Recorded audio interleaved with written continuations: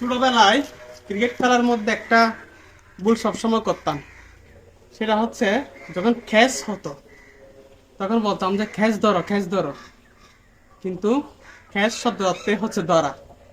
আমরাও বলতাম যে কি ক্যাচ ধরো মানে ধরো ধরো, তাই একে বলতে হবে ক্যাচ দ্য বল, তা বলটি ধরো। এমনি ক্যাচ ধরো বললে তাহলে ভুল হবে, তাই আমরা বলবো catch the ball. Again, today I play cricket with my sister sons.